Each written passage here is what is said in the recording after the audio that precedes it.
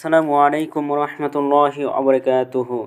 সম্মানিত দর্শক মণ্ডলী, আজকে আপনাদের মাঝে আমরা আলোচনা করব নারীরা বা মেয়েরা কিভাবে তারাবির নামাজ আদায় করবে এবং নিয়ম কানুনটা সকল কিছুই আলোচনা করব ভিডিওর মাধ্যমে। তো ধৈর্য সহকারে ভিডিওটি দেখার জন্য অনুরোধ জানানো হইল। পুরুষদের মতো নারীদেরও জন্য তারাবি সুন্নাতে মক্কাদা। নারীরা ঘরে একা একা নামাজ পড়বে, অধিক সোয়াব পাওয়া যায়। তাই তাদের মসজিদে না গিয়ে ঘরেই তারাবি আদায় করে নেওয়াই হলো উত্তম।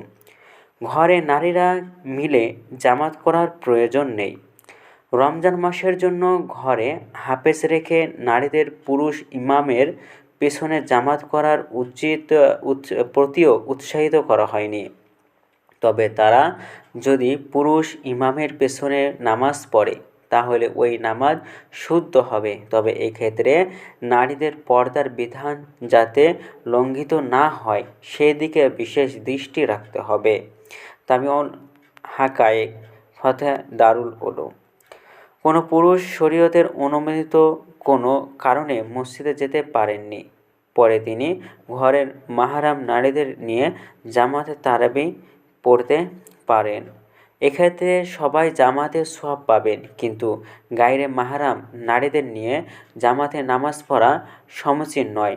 তা সত্ত্বেও মাহরাম নারীদের পাশাপাশি গায়রে মাহরাম নারীরা তাতে শরিক হতে চাইলে অবশ্যই পর্দার আড়ালে থাকতে হবে। পর্দার বিধান লঙ্ঘন করে জামাত করা বৈধ হবে না। তো আমাদের ভিডিওটা যদি আপনাদের ভালো লাগে তাহলে অবশ্যই চ্যানেলটি সাবস্ক্রাইব করে পাশে থাকবেন। ধন্যবাদ সকলকে।